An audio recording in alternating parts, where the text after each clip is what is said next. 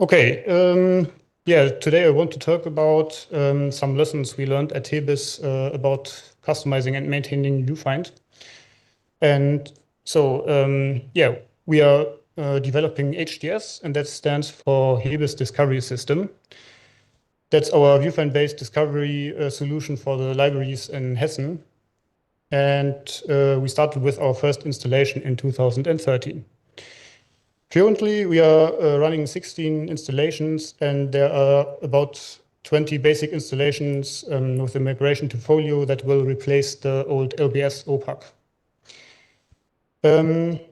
We heavily customized our installations, and that brought us in the problem,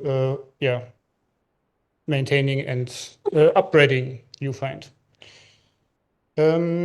We are currently working on upgrading to the newest version, and we want to do things differently here. But what actually makes upgrades that hard? The problem is when you have a lot of dependencies between the core VuFind and your own customizations. For example, if you add new features or components that depend on core services, or even worse, when you change default logic of VuFind, that will depend on everything surrounding that logic. It gets even worse when you have chains of dependencies. As an example, our institutions asked us if we can implement something for the years of publication facet. They wanted that the users directly see when running a search what is the range that they can select from.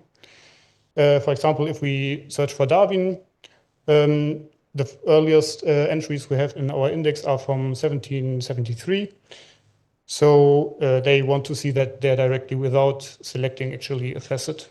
We do that by using the stats component of Solar to get the min and max for that facet. But that involves a lot of parts of VuFind. For example, you have to change the search parameters, and then in the background, check those params and apply those params to the Solar search. Then from the results, you have to pass those stats, and then later apply them in the site facets recommendation as default values. And what's even also a problem is the amount of dependencies. Small changes aren't necessarily that bad to manage, but if you have a lot of changes, that's becomes really bad. As an example, the controller, there we have 11 extended core controllers, and we also did something, create an abstract base trait that overrides abstract base methods from the abstract controller, and also added 11 own controllers. And overall, we have approximately 360 classes and traits in our own modules, and 170 templates in our own themes. And those classes might not be really doing a lot, just tweaking something here and there. But if you have that many classes, that's a problem when you want to upgrade. So actually, how can we reduce the dependencies between VuFind and customization? The first thing, I think the biggest thing we decided is solve problems upstream, because a lot of those things actually other institutions can profit from that. And so why not do it upstream? It will reduce the dependencies between customization and VuFind, because, it will be in VuFind. That's, of course, not meant as a way to give the problem to someone else. We also try to actively support the VuFind community where help is needed. Okay, the next thing is weighing up whether a change actually justifies resulting maintenance cost.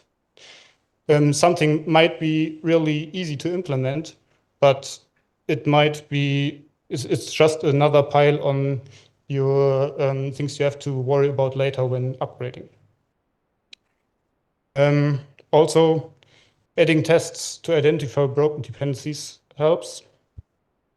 And you should always try to upgrade each release. I know that's easier said than done, but if you can't really answer the question, will we have time in the future to do the upgrades? You really, yes, we will have time. Then you should try, try your best to upgrade at each release. And finally, you need to know where to do those customizations because that can also make a big difference. And that's what I want to talk about right now. The first thing are, of course, configs and translations.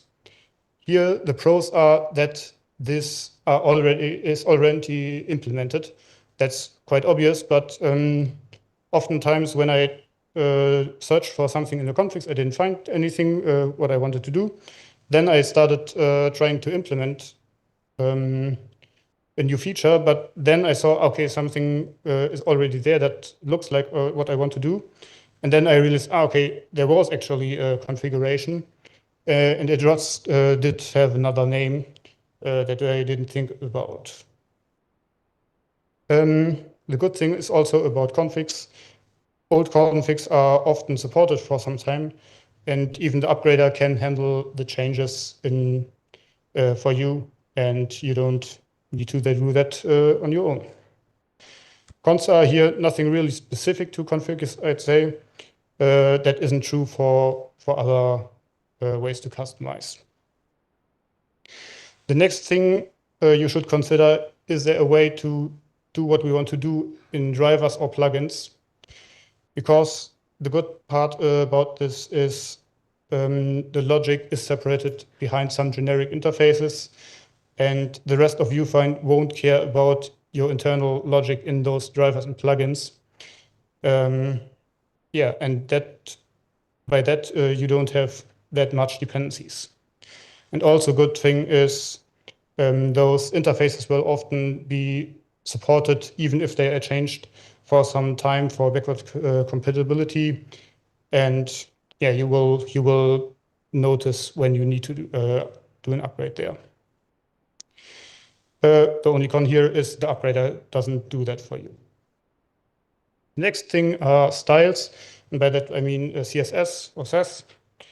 The good thing here is also this is mostly separated from logic, and the only dependencies you have here are due to the CSS selectors. So when some HTML tags or classes change, that doesn't happen too frequently.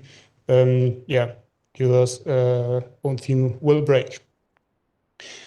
And it's potentially hard to find out if something broken. If you just do some general design, you will notice. But if you maybe change the design of some submenu somewhere, yeah, you might not directly see that. Okay, the next thing would be own modules, themes, or database tables with completely separate logic from the rest of VuFind. Maybe some dependencies when you use some services of VuFind, like the mailer or cache. But overall, this is good for completely new features. And will most of the time not really be affected drastically by updates.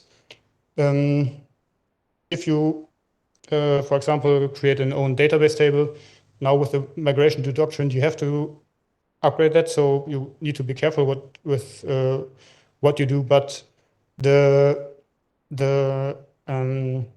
database is separated behind the entity and service interfaces. So that's a encapsulated problem, and it's not too bad to do that.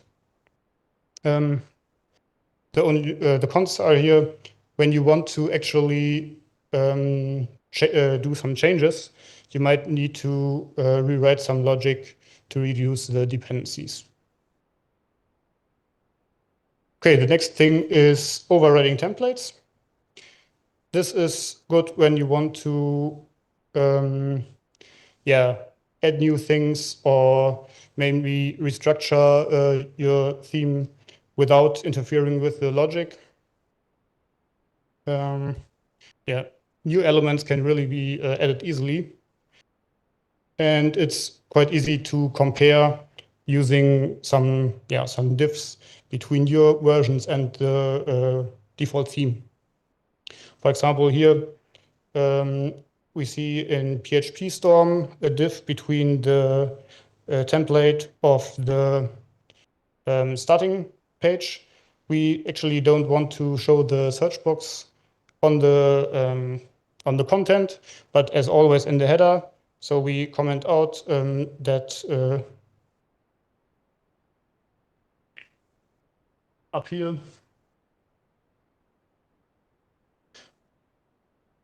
Okay, it doesn't work. Yeah, we comment out that the search box, if in the header, is disabled. Then we render it and with a comment that it's our own customization. And down below, we comment out the rendering on the content page. And yeah, if later something changes on the default VuFind template, it's quite easy to spot what changed and to update that. The only problem here is you shouldn't try to change actually change default VuFind logic, because that can get really messy. Those templates will depend on everything that was processed in the controllers, and that can be a lot. Okay, and templates aren't really as stable as driver interfaces, so you shouldn't don't do too much here, but now the next thing you could do is in your own module wrapping around some core functionality. As an example, in the Daya ILS driver, you have a do HTTP request method, and if you want to track or log some request times, you can do that by just calling the parent do HTTP request method, and without changing actually the response, and just doing some extra stuff here, like measuring the time and then debugging it. And the good thing here is this will still not change the interface or the signature of that method you're wrapping around. Yeah. The con is here, it's quite limited in what you can do without actually breaking core logic. Yeah. And the last thing you can do is overriding actually core services or JavaScript or the database scheme. The only good thing here is that's quite flexible and potentially really easy to implement, but you don't have any guarantee that things won't break in the future, and it's really hard to keep track of your own customization, so I can't recommend that. And yeah, as an overview, what would I recommend? Translations, configs, drivers, plugins, styles, those are really good things to do customizations. Then for extra features, creating your own module and theme and databases is also okay. If you do a lot, then yeah, upgrades will still be hard if you need to, for example, switch from the Bootstrap 3 template to the Bootstrap 5 template. So still be careful there. Overriding templates, I would say, is mostly good for adding extras, not necessarily changing something.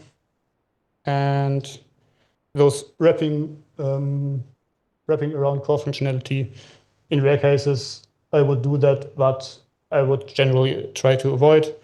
And overriding core services, I write here almost never, but I would actually never do it, because that gets really hard to maintain. And I didn't really talk about handling multiple installations, but yeah, we had the last talk before the break actually discussed that, and we do the same thing. We also have that onion layer model, and as you can see here, in single installation, so meaning the layer for the libraries, we change configurations and only styles like in CSS, but not templates. And yeah, for some very few small features, we actually add some extra templates, but that's really rare, and those really don't depend on anything else. Okay, thank you.